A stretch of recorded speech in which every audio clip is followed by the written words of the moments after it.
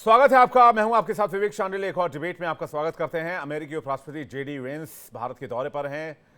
अमेरिकी उपराष्ट्रपति JD Vance 4 दिवसीय भारत यात्रा पर पहुंच गए हैं। खास बात यह है कि वेंस इस दौरे पर अकेले नहीं आए हैं, उनके साथ उनकी भारतीय मूल की पत्नी उषा चिलुकुरी और उनके बच्चे भी हैं। भारत सरकार उनकी पूरी खातिरदारी कर रही है। वेंस आज अक्षरधाम मंदिर भी पहुंचे और मंदिर के बाहर कुछ शानदार तस्वीरें भी खिंचवाईं। प्रधानमंत्री मोदी उनके सम्मान में आज रात डिनर भी देने वाले हैं। जेडी वेंस का भारत दौरा कई मायनों से अहम बताया जा रहा है। पिछले दिनों अमेरिका की ओर से लगाए गए टैरिफ को लेकर दुनिया में काफ़ी हलचल रही है और इसका असर एशियाई बाजारों में भी काफ़ी दिखा है। हालांकि विरोध के बाद अमेरिका ने 90 दिनों तक टैरिफ पर रोक लगाई, लेकिन चीन पर यह रोक नहीं लगी। ऐसे में समझना ज़रूरी है कि वेंस का दौरा भारत के लिए कितना अहम है।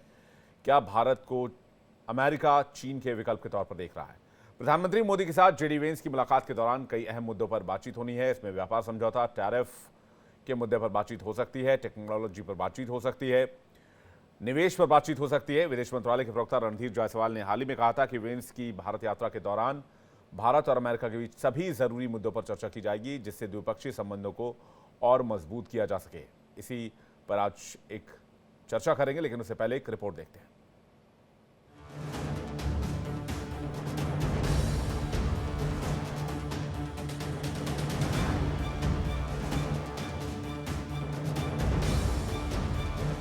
अमेरिका के उपराष्ट्रपति जेडी वेंस अपनी पहली आधिकारिक भारत यात्रा पर सोमवार को पहुंचे। उनके साथ दूसरी महिला उषा वेंस, उनके 3 बच्चे इवान, विवेक और मीराबेल और अमेरिकी अधिकारियों का एक उच्च स्तरीय प्रतिनिधिमंडल भी पहुंचा। वेंस का प्लेन दिल्ली के पालम एयरपोर्ट पर लैंड हुआ। एयरपोर्ट पर केंद्रीय मंत्री अश्विनी वैष्णव ने जेडी वेंस और उनके परिवार का गर्मजोशी के साथ स्वागत किया।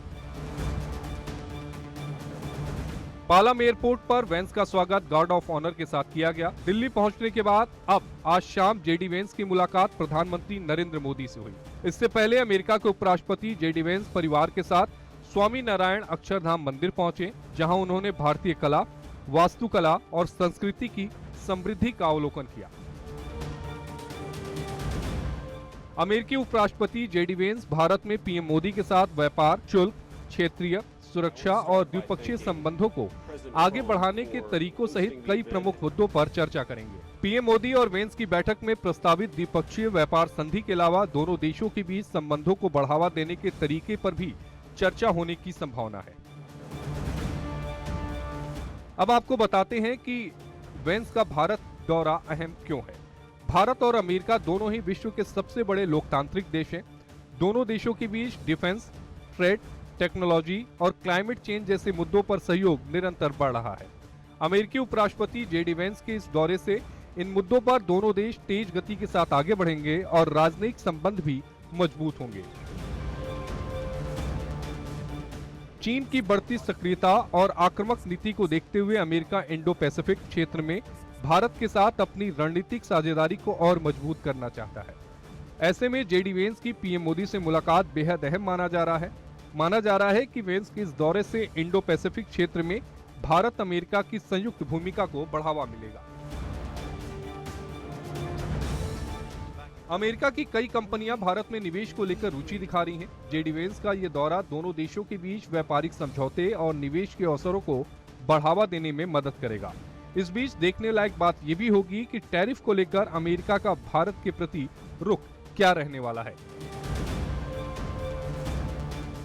Bureau report, India daily.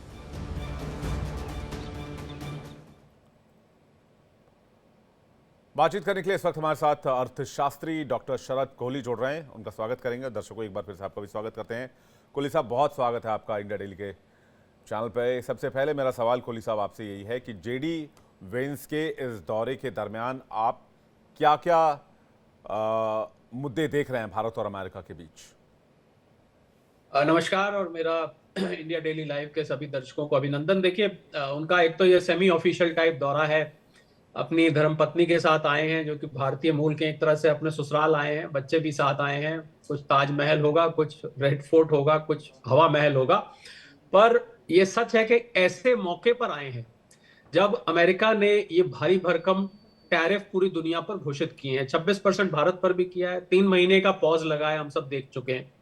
पर इसमें अहम मुझे लगता है सारे के सारे ट्रिप का अगर मैं मूल निकालूं, और डिटेल तो मैं बता ही रहा हूं, कि भारत को जितनी अमेरिका की जरूरत है उससे ज्यादा आज अमेरिका को भारत की जरूरत है। अगर भारतीयों को अमेरिका से निकाल लें तो अमेरिका करीब करीब ठप हो जाएगा। व्हाइट हाउस में आप देख लीजिए, पहले वाइस प्रेसिडेंट भारतीय मूल की थी, अब वाइस प्रेसिडेंट साहब की पत्नी भारतीय मूल की है, एफबीआई के चीफ भारतीय मूल के हैं।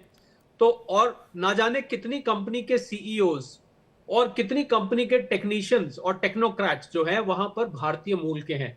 तो मुझे लग रहा है अगर उनको निकाल लिया जाए और डॉक्टर्स को ले लीजिए तो अमेरिका तो एक किस्म से ठप हो जाए। तो भारत का महत्व अमेरिका की दृष्टि में बहुत बड़ा है और $500 बिलियन ट्रेड भारत और अमेरिका ने संकल्प किया है 2030 तक ले जाने के लिए, जिसको हम बायलेटरल ट्रेड एग्रीमेंट करते हैं, बीटीए, बायलेटरल ट्रेड एग्रीमेंट की बातचीत चल रही है, उसके साइन होने की उम्मीद है। हालांकि ये ट्रेड रिप्रेजेंटेटिव्स का काम है, पर क्योंकि जेडी वैंस साहब नंबर 2 व्यक्ति हैं ट्रंप एडमिनिस्ट्रेशन में, उनको पूरा अधिकार है, अगर वो किसी चीज पे अपनी मान्यता, अपनी स्वीकृति देते हैं तो बाकायदा वो ट्रंप एडमिनिस्ट्रेशन को मान्य होगी। तो मुझे लग रहा है ये जो अभी प्रधानमंत्री मोदी जी के साथ इस समय मीटिंग चल रही होगी बहुत ही महत्वपूर्ण है। कुछ अमेरिका आगे हाथ बढ़ाएगा, कुछ भारत बढ़ाएगा, पर एक बात पक्की है कि जैसे अमेरिका फर्स्ट कहता है, ऐसे भारत को भी अधिकार है भारत फर्स्ट करने का, यानी कि इंडिया फर्स्ट करने का। तो भारत ने पहले ही स्पष्ट किया है कि हमारे अगर यहां पर बंदूक रख के कोई कुछ करेगा तो हम नहीं मानेंगे, पर बातचीत के जरिए अपने देश का हित रखते हुए, उदाहरण मैं छोटा सा देता हूं कि कृषि के प्रोडक्ट्स हैं जो अमेरिका चाहता है कि भारत में आए, और भारत एक कृषि प्रधान देश है। इसमें अगर हम अमेरिका के कृषि प्रोडक्ट्स, खासकर जेनेटिकली मॉडिफाइड, अगर हम फ्री आने देते हैं, मतलब बिना टैरिफ के आने देते हैं, आप समझ सकते हैं क्या हालत होगी यहाँ पर किसानों की, यहाँ पर प्रोडक्ट बेचने में। और यहाँ जो उत्पादन होता है, जो जितने भी कृषि के प्रोडक्ट यहाँ होते हैं, उन सब में दिक्कत आ जाएगी। तो वो तो किसी और दाम पे आ जाएंगे और उनकी क्वालिटी भी अलग होगी, लोग उसको खरीदने पाएंगे, भारतीय प्रोडक्ट पीछे रह जाएंगे। तो इसलिए सिलेक्टिव लिस्ट बेसिस पे ये डिस्कशन होगा कि ये आइटम आप मान लीजिए। उदाहरण के तौर पर इलॉन मस्क साहब ने प्रधानमंत्री मोदी से अभी 2-3 दिन पहले बात करी और उन्होंने कहा कि वो अपने स्टारलिंक्स को यहाँ लाना चाहते हैं, वो टेस्ला को लाना चाहते हैं, इनोवेशन की बात करी, टेक्नोलॉजी की बात करी। तो मुझे लगता है इस प्रकार से जब बातें चलेंगी तो एक पॉजिटिव तरीके से आगे, सकारात्मक तरीके से आगे बढ़ेंगी। पर जिस तरीके से चाइना से अमेरिका की बातचीत चल रही है कि आप टैरिफ लगाइए, बदले में हम लगाते हैं, फिर आप लगाइए, फिर हम लगाते हैं, मुझे लग रहा है ये रिटेलिएटरी अप्रोच जो है, ये कहीं इसका अंत नहीं है और ये कहीं इसका सोल्यूशन भी नहीं है। भारत की जो अप्रोच रही है वो शुरू से ही टैरिफ लगने से 1.5 महीना पहले ही शुरू हो गई थी। तो मुझे लग रहा है कि ये अप्रोच और वांस साहब का यहाँ पर आना, भारत से बातचीत करना, इस बात का सूचक है कि भारत बातचीत के जरिए इसको निपटाना चाहता है मैटर को, और दोनों देशों के हित में करना चाहता है। और सबसे बड़ी बात, भारतीय उद्योग को, भारतीय निर्यातकों को, एक्सपोर्टर्स को बहुत बड़ा लाभ होने वाला है, क्योंकि जो देश अड़ियल रवैया अपना लेंगे उनकी जो क्षति होगी वो भारत के लिए अवसर होगा। और आपने देखा होगा चीन ने आज सुबह एक बड़ी इंटरेस्टिंग स्टेटमेंट दी है, मुझे मालूम नहीं कितने लोगों ने ध्यान दिया। चीन ने कहा कि अगर कोई व्यक्ति या कोई देश अमेरिका से ऐसा समझौता करता है जिसमें चीन के हित क्षति पहुंचती है, उनको हम पलट के जवाब देंगे। तो आप देखिए चीन के मन में खलबली मच गई है कि अगर हर देश अमेरिका से ये कर लेगा तो हमारा तो हिस्सा जो इतना बड़ा एक्सपोर्ट का स्पेशली इंडिया सर, $1 बिलियन का, स्पेशली इंडिया, चाइना हमारा नेचुरल अलाई वैसे भी नहीं है, लेकिन मैं ये मान के चल रहा हूं कि तो मुझे मैं जो बात कहने जा रहा था, क्षमा करूंगा वो बात पूरी। हाँ। तो मुझे लग रहा है हमें ये डील करते वक्त भारत सरकार के दिमाग में वो चीन के दी हुई धमकी भी दिमाग में होगी कि चीन से हम $100 बिलियन से भी ज्यादा का इस समय इंपोर्ट कर रहे हैं। तो कहीं एक बैलेंस बना के चलना पड़ेगा कि सांप भी मर जाए लाठी भी ना टूटे। जी, हम कंप्लीटली चाइना को वो नहीं कर सकते, बॉयकॉट नहीं कर सकते। मंजू सेठ हमारे साथ फॉर्मर डिप्लोमेट जुड़ रहे हैं। मंजू जी, बहुत स्वागत है आपका इंडिया डेली पर। मेरा आपसे सवाल, पहले तो उन्होंने जेडी वेंस के दौरे को उन्होंने डिटेल से बता दिया कि उनका क्या प्रॉस्पेक्ट रहेगा, भारत का क्या प्रॉस्पेक्ट होना चाहिए। मेरा सवाल ये है कि चाइना को ये बात पता है कि आज की तारीख में चाइना का विकल्प आने वाले कुछ एक दशकों में अगर कोई बन सकता है तो वो भारत बन सकता है। पॉपुलेशन हमारे पास है, यंगेस्ट पॉपुलेशन है, चाइना से यंग पॉपुलेशन हमारे पास है। हमारे पास रेल रोड इंफ्रास्ट्रक्चर भी बेटर हुई है पिछले 10-12 सालों में।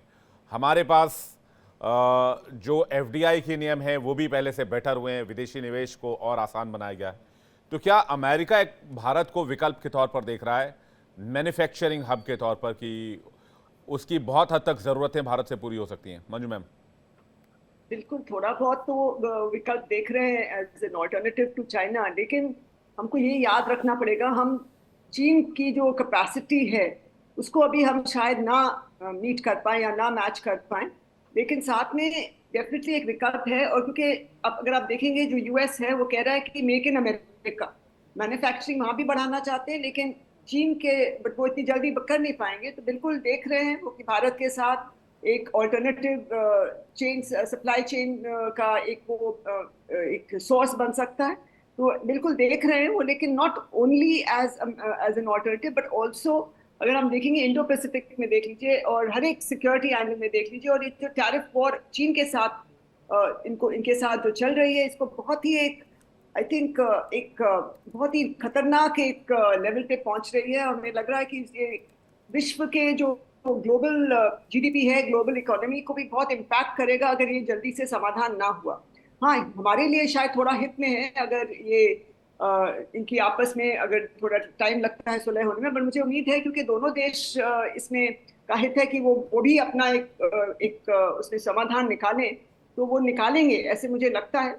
लेकिन जब तक नहीं निकालते हैं, बिल्कुल हमें एक अपनी जो कैपेसिटी है उसको बढ़ाना होगा और हमें बिल्कुल प्रमोट करना पड़ेगा अपने आप को as an alternative to China as a manufacturing hub. But कितना हम कर पाते हैं वो तो अभी हम विल हैव टू सी, और कितना क्योंकि हम देख रहे हैं कि दूसरे देशों को, वियतनाम वगैरह कोई की तरफ ज़्यादा यूएस का झुकाव बन गया था फॉर अदर आइटम्स जो चीन से वो हटाना चाह रहे थे, गारमेंट्स वगैरह में, मर्चेंडाइज में। तो हमें we have to move quickly.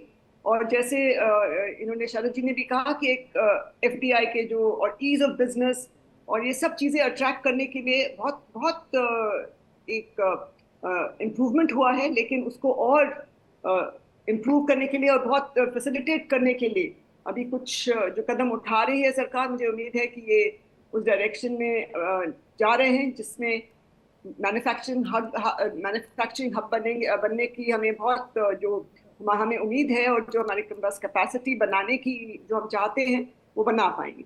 और साथ में हम देख रहे हैं अगर चीन ने तो ऑलरेडी थ्रेटन करने लग गए कि हम भी एक्शन लेंगे अगेंस्ट अमेरिका। जी बिल्कुल, मैं यही दो पॉइंट को जोड़ रहा था। मैं दो और इंपॉर्टेंट पॉइंट, एक पॉइंट तो कोहली जी ने बता दिया, उसके बाद में कोहली जी आपके पास आऊंगा।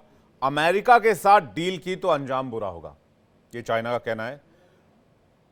दूसरी तरफ अभी पानीपत में कल की खबर है, ये जो दिल्ली एनसीआर से सटा हुआ इलाका है, उनको हैंडीक्राफ्ट में 5,000 करोड़ का ऑफर दिया गया है, डील दी गई है, जो हैंडीक्राफ्ट और हैंडलूम्स वो यूएस एक्सपोर्ट करेंगे और इस साल के अंत तक 5,000 करोड़ का और मिलेगा, जो पहले चाइना की कंपनी को जाने वाला था। तो ये जो ऑर्डर शिफ्ट हो रहे हैं चाइना से यहाँ, इस पर चीन की नजर है और भारत की एक्टिविटी पर भी नजर है। मंजू मैम। बिल्कुल, बहुत वो तो उनके लिए तो उनको एक तो झटका लग गया है। उन्हें उम्मीद नहीं थी कि क्योंकि उनकी इतनी इंटरडिपेंडेंसीज है यूएस इकोनॉमी के साथ, उन्हें उम्मीद नहीं थी चीन को कि ये एक्शन और काउंटर टैरिफ्स और इंक्रीज इन टैरिफ्स इतना आगे तक पहुंचेगा। उनको लगा कि शायद कि हमने डबल किया है, तो क्योंकि चाइना के जो इंपोर्ट्स में यूएस के एक्सपोर्ट्स तो चीन में जाएंगे, उन पर इतने हाई टैरिफ्स होंगे तो नेचुरली वहाँ के लोग उसको खरीदना नहीं चाहेंगे, बहुत महंगे हो जाएंगे। तो इन्होंने सोचा नहीं था कि चीन में कि इस हद तक पहुंच जाएंगे, जहाँ तक 200% और पता नहीं कितने कितने टैरिफ्स वो बोल रहे हैं हम करेंगे एक दूसरे पे। तो दोनों देशों को इससे नुकसान है। और जैसे आपने कहा एक ऑर्डर मिल गया है पानीपत के लोगों को, तो ये बिल्कुल एक ऑल्टरनेटिव सोर्स है, ऑल्टरनेटिव एक मैन्युफैक्चरिंग और एक्सपोर्ट के लिए सोर्स है यूएस के लिए। तो एक ये बिल्कुल एक चीन के लिए तो बिल्कुल वो कहेंगे कि हमें हमारी इंडस्ट्री को और हमारी जो ऑलरेडी हमारे पास इतनी जो मार्केट थी यूएस की और इंडिया की भी बहुत बड़ी उनके पास बहुत एक्सपोर्ट बहुत हाई है यहाँ पे, उनका $100 बिलियन के करीब है। तो एक ये जो दोनों अफेक्ट होंगे, US market also, India market also. तो उससे उनको बिल्कुल झटका लगेगा और वो कोशिश करेंगे कि कुछ ना कुछ उसको बचाने के लिए अपने दोनों मार्केट्स को सेफगार्ड करने के लिए वो बिल्कुल कोशिश कर रहे हैं। वो भी थ्रेट्स इशू कर रहे हैं, लेकिन जी। कहाँ तक वो सफल होंगे वो that remains to be seen. मैं कोहली सर, क्या जेडी वेंस का ये दौरा भारत में अपॉर्चुनिटी तलाशने के लिए है मैन्युफैक्चरिंग की दिशा में, या फिर अमेरिका की ज़रूरतों को कितनी हद तक भारत से अभी कंप्लीट किया जा सकता है, आने वाले 4-5 साल 10 साल में कितना कंप्लीट किया जा सकता है, और चाइना का विकल्प कितना बड़ा तैयार किया जा सकता है? बेशक वह मंजू मैम कह रही हैं कि जो ट्रम्प कह रहे हैं कि मेड इन अमेरिका, लेकिन मेड इन अमेरिका संभव तब है जब वहाँ पॉपुलेशन हो। उनकी पॉपुलेशन 30-35 करोड़ के आसपास है। या विवेक, देखिए एम्बेसडर सेठ ने जो बात करी वो बिल्कुल बिल्कुल दुरुस्त है कि हम ऑर्डर्स तो ले रहे हैं, पर मैं स्वयं गुआंगडोंग चाइना में एक जगह है और शंघाई के पास आप आसपास जाएं तो बहुत बड़ा इंडस्ट्रियल एरिया है। मुझे वहां जाने का मौका मिला कई दफे, और मुझे कई ऐसी फैक्ट्रीज मिले विवेक जो खाली और खाली अमेरिका के लिए काम करती थी, मतलब 24 घंटे अमेरिका के लिए चलती थी और अमेरिका के अलावा कोई और ऑर्डर नहीं लेती थी। उन फैक्ट्रीज का आज ये हाल है। मुझे किसी अपने संपर्क से पता लगा कि वहां पर काम रुक गया है, उनकी इन्वेंट्री पाइलअप हो गई है और वो विकल्प ढूंढ रहे हैं। प्रेसिडेंट शी जिनपिंग पीछे कंबोडिया गए, वियतनाम गए, ऑल्टरनेट मार्केट। तो देखिए बड़ी इंटरेस्टिंग सिचुएशन डेवलप हो रही है। एक तरफ भारत को एक्सपोर्ट के नए ऑर्डर मिल रहे हैं, जैसे आपने पानीपत का उदाहरण दिया, और ऐसे और भी बहुत अभी आपको सुनने को मिलेंगे आने वाले हफ्तों में। दूसरी तरफ भारत का $100 बिलियन का चाइना से इंपोर्ट है। तो देखिए एक तरफ हमें एक्सपोर्ट के ऑर्डर मिल रहे हैं, दूसरी तरफ हम चीन पर इंपोर्ट पर निर्भर हैं। भारत में बहुत बहुत सारी ऐसी इंडस्ट्रीज हैं जो इंपोर्ट पर निर्भर हैं। तो वैंस साहब बात तो करेंगे कि भाई अगले 10 साल 15 साल में क्या भारत पूर्ति कर सकता है, पर भारत को भी एड़ी चोटी का जोर लगाना पड़ेगा। क्यों? क्या मैं गुआंगडोंग और शंघाई के पास होके आया, उन फैक्ट्रीज में क्वालिटी स्टैंडर्ड, क्योंकि अमेरिका का सामान बनता था, बहुत ही हाई लेवल का था। 4-4 5-5 बार एक प्रोडक्ट की क्वालिटी चेक होती थी और उनकी कैपेसिटी बहुत ज्यादा थी। तो ये देखना पड़ेगा हमें कि हमें वो क्वालिटी मापदंड पर आना पड़ेगा, पहली बात। दूसरी बात, हमें इतनी बड़ी 30-35 करोड़ की आपने आबादी बताई विवेक, बिल्कुल ठीक है, पर इतनी कम भी नहीं है ये। अगर आप दुनिया के मापदंड पे तौले, ठीक है भारत और चीन जैसी नहीं है 140 करोड़, पर बाकी का अगर विश्व ले तो उसमें अच्छी खासी बड़ी आबादी है। उसकी खपत कराने के लिए हमें ये दो काम करना पड़ेगा। और वैंस साहब ऐसे वक्त में आए हैं विवेक, एक जरूरी बात कहने जा रहा हूं। 70 से ऊपर लॉ सूट्स इस समय ट्रंप एडमिनिस्ट्रेशन के ऊपर फाइल हो गए, केस फाइल हो चुके हैं अलग अलग कोर्ट्स में। 130 से ज्यादा फॉरेन स्टूडेंट्स ने ट्रंप साहब के ऊपर सूट फाइल कर दी है। आंतरिक रूप से वहां पर विरोध चल रहा है, लोग सड़कों पर उतरे हुए हैं और ट्रंप साहब के खिलाफ उनके आर्थिक और बाकी इमिग्रेशन और बाकी नीतियों को लेकर सड़कों पर उतर गए हैं। चीन जैसे बड़ी अर्थव्यवस्था से उनका विवाद चल रहा है। बाकी की दुनिया से भी अभी उनका विवाद सुलझा नहीं है। यूरोप हो चाहे बाकी की जगह हो, अभी सुलझा नहीं है। तो मैं समझता हूं अमेरिका में एक क्राइसिस जैसी सिचुएशन मुझे नजर आ रही है। एक क्राइसिस गवर्नमेंट कहते हैं कि वो हर तरफ मुसीबत का सामना इस समय कर रही है और जूझ रही है। ऐसे समय में वैंस साहब का यहाँ आना और भारत से बातचीत करना इस बात को भी जतलाता है विवेक कि वो एशिया पैसिफिक में दो बड़ी शक्तियों से एक साथ वैर नहीं रख सकते। एक चाइना से तो उनकी ठनी हुई है इस समय ट्रेड वॉर। वो चाहते हैं कि भारत, क्योंकि भारत की आबादी चीन से भी ज्यादा और भारत एक इमर्जिंग इकोनॉमी है, यंग 65% आबादी हमारी 35 साल से कम की है। वो चाहते हैं कि भारत से हमारे संबंध अच्छे रहें।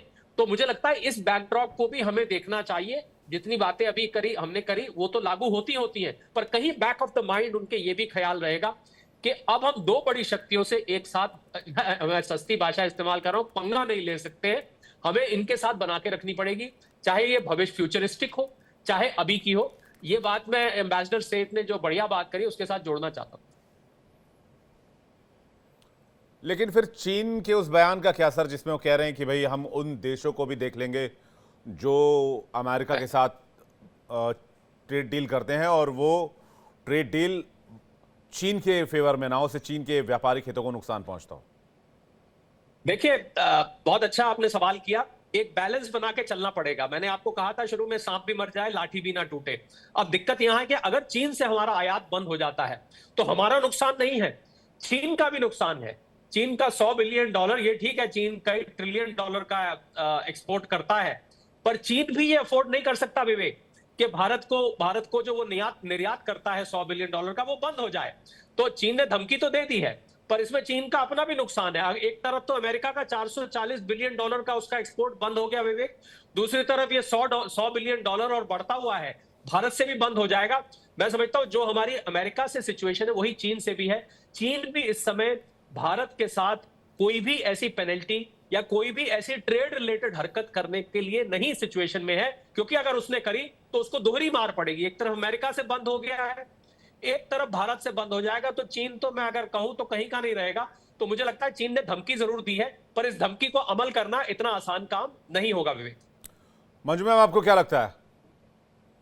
बिल्कुल इतना आसान नहीं होगा, और वो भारत के साथ खास करके आई थिंक केयरफुली चलेंगे आगे, क्योंकि जैसे अभी हम कह रहे हैं कि बहुत डिपेंडेंट, बहुत बिग अमाउंट आता है, बहुत उनके जो बहुत इंडस्ट्रीज हैं वहाँ पे इस पे निर्भर हैं कि इंडिया में एक्सपोर्ट होता रहे, और अगर उस पर कोई भी असर किया, इन्होंने कोई भी एक्शन लिया और इंडिया ने उस पर काउंटर एक्शन ले लिया, उनको उनके एक्सपोर्ट रोकने के लिए या कम कर इंपोर्ट्स रोकने के लिए या कम करने के लिए, तो बिल्कुल उनको बहुत एक चोट पहुंचेगी, और वो नहीं चाहेंगे कि हमारी इंडस्ट्री जो ऑलरेडी इतना एक जो अमेरिका की तरफ से इतना बड़ा इनको झटका लगा है, अब वो और उसमें ऐड नहीं करना चाहेंगे। और मुझे उम्मीद है कि वो सोच के, अब कुछ एक्शन शायद लें, लेकिन सोच के लेंगे जिससे उनके इंडस्ट्री भी सेफ गार्ड रहे।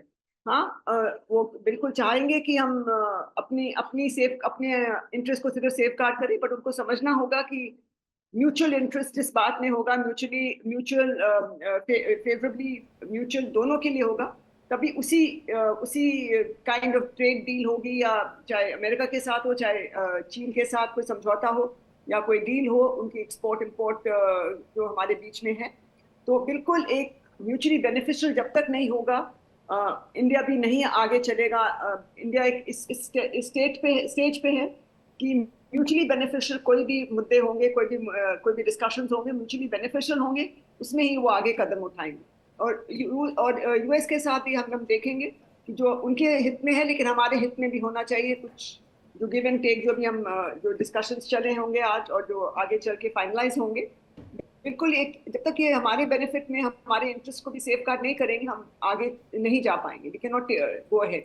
और यूएस भी समझता, बिल्कुल समझता, और चीन भी समझता। एक बहुत इंटरेस्टिंग क्वेश्चन मैं देख रहा था अभी, कोहली सर से इसका आंसर चाहूंगा मैं। बिजनेसमैन जो है, व्यापारी जो हैं, वो ये कह रहे हैं कि चीन पर जो ब्लो आया है टैरिफ वाला, उसमें डिमांड ये की जा रही है कि सस्ते चाइनीज प्रोडक्ट के सामने भारत के माल टिक नहीं पाएंगे। इस वजह से भारतीय उद्योग जगत सरकार से सेफगार्ड ड्यूटी और दूसरे उपाय लगाने की गुहार लगा रहा है। कोहली सर, जी क्या हाँ विवेक, बिल्कुल इंडिया का मार्केट, और देखिए $113 बिलियन के करीब है व्यापार चाइना के साथ, जो हर साल बढ़ रहा है, और $99 बिलियन के ट्रेड डेफिसिट में है हम चाइना के साथ। कोहली सर, क्या इंडियन मार्केट, इंडियन मैन्युफैक्चरर के ऊपर थोड़ा टेंशन है? मैं आपको एक परिप्रेक्ष्य बता देता हूं। आपने जिस पानीपत के 5,000 करोड़ के एक्सपोर्ट का अभी जिक्र किया था विवेक, मैं उसके संदर्भ में बता देता हूं आपको। वो कपड़े से रिलेटेड वो ऑर्डर है। पानीपत आपको पता होगा कपड़े, टेक्सटाइल के लिए, फैब्रिक के लिए जाना जाता है। अगर मान लीजिए कपड़े का ऑर्डर भारत में आया है, तो शायद कम लोग इस बात को जानते हो कि जो बटन्स लगते हैं कपड़ों में और जो लेसेस लगती हैं वो चीन से आती हैं। तो आप देखिए अब ये क्या इक्वेशन बनती है। इधर भारत को ऑर्डर मिलता है, उधर भारतीय एक्सपोर्टर्स को बटन और चाहिए, लेस और चाहिए, जो कि चाइना से आती है। तो इधर एक्सपोर्ट बढ़ेगा, उधर चीन से इंपोर्ट बढ़ेगा। तो मुझे लग रहा है जो भारतीय व्यापारियों की अंदेशा है, आपके सवाल पे आता हूं, सेफगार्ड ड्यूटी पे, मुझे नहीं लगता कि भारत सरकार चीन के उस सस्ते सामान को फ्रीली भारत में आने देगी, क्योंकि यहां बिल्कुल आपने ठीक कहा, हमारा जो लोकल मैन्युफैक्चरर है, जो लोकल व्यापारी है, उस पर सीधा सीधा इसका प्रभाव पड़ेगा। मुझे ऐसा नहीं लग रहा कि ये डंपिंग ग्राउंड, इसको हम डंपिंग बोलते हैं, कि ये डंपिंग का एक ग्राउंड बन जाएगा कि जो माल वहां नहीं बिका। हालांकि ये सुनने में आ रहा है विवेक कि जो लग्जरी ब्रांड्स थे, लुई विटॉन है और भी जो बड़े ब्रांड चाइना में बनता था, जो मैन्युफैक्चरिंग था, उसको उन्होंने जानबूझ के अमेरिका को चिढ़ाने के लिए उन्होंने $1000 की चीज को $10 पे लगा दिया है कि देखो हम तुम्हारे ब्रांड का किस तरीके से मजाक उड़ाते हैं या हम तुम्हारे ब्रांड को कैसे सस्ते में दुनिया में बेच देते हैं। पर मुझे नहीं लगता भारत सरकार इस प्रकार से भारतीय भूमि का गलत उपयोग होने देगी किसी एक देश की दुश्मनी दूसरे देश के साथ निकालने के लिए। मुझे ऐसा तो जो भी बिजनेसमैन इस बात को लेके चिंतित है, मुझे लगता है मैं वो और ये निश्चिंत हो जाए। खबर भी पढ़ रहा था, मैं इसमें ऐड कर देता हूं कोहली सर। स्टील के आयात पर भारत ने 12% टैरिफ की तैयारी कर ली है, चीन को झटका देने की तैयारी है। जी बिल्कुल, मैं तो आपको पहले ही कह रहा हूं कि चीन को ये ना समझे चीन कि अब अमेरिका में जो सामान नहीं जा रहा था भारत में उसकी सस्ते माल पे डंपिंग की जाएगी। ये इतना आसान नहीं होगा और ये भारत ही नहीं, कोई भी देश ऐसा नहीं करेगा। एक आध देश कोई जो चीन के बहुत नजदीक है वो कर दे, अलग बात है, पर ज्यादातर देश इस प्रकार की हरकत नहीं करेंगे कि अपने यहाँ की इंडस्ट्री खत्म कर दे किसी दूसरे के नुकसान पहुंचाने के लिए। मुझे नहीं लगता ऐसा होने वाला है। तो जो हमारे व्यापारी हैं वो चिंता ना हो, बल्कि जो आपने पानीपत में अभी देखा है, ऐसे आपको आने वाले हफ्तों में बहुत सारी चीजों पे, मैं आपको बता दूं किस किस चीजों पे ऑर्डर आने वाले हैं। आपको खिलौनों पे आने वाले हैं, आपको फुटवेयर पे आने वाले हैं, जो चाइना से सामान आता है मैं उसका जिक्र कर रहा हूं, आपको मशीनरी पे आने वाले हैं, आपको इलेक्ट्रॉनिक्स पे आने वाले हैं। ऐसी बहुत लंबी मेरे पास फेरिस्त है जिनके ऑर्डर भारतीय उद्योगपति तैयार है। बल्कि मैं तो विवेक आपके शो के माध्यम से आज जो हमारे इंडिया के स्टार्टअप्स हैं उनका आह्वान करना चाहूंगा कि आप खाली एग्रीगेटर वाले जो ऐप वाले स्टार्टअप्स हैं उससे हट के अगर आप एक छोटा सा उद्योग लगा लें, एक कमरे से स्टार्ट करें। जितने भी उद्योगपतियों की कहानियां हैं वो कमरे से शुरू हुई थी और उसको आप स्केल अप करें, बहुत बड़ा पोटेंशियल भारत के सामने आ सकता है। चीन से कैसे निपटना है ये भारत सरकार ने स्ट्रैटेजी अवश्य बना ली होगी। जी, ये आपदा में अवसर वाली बात आप कह रहे हैं सर कि एक अवसर की तरह इंडियन मैन्युफैक्चरर्स के लिए और इंडियन बिजनेसमैन के लिए। बहुत बहुत शुक्रिया सर, कोहली सर हमारे साथ जुड़ने के लिए, और मंजू मैम आपका भी बहुत धन्यवाद।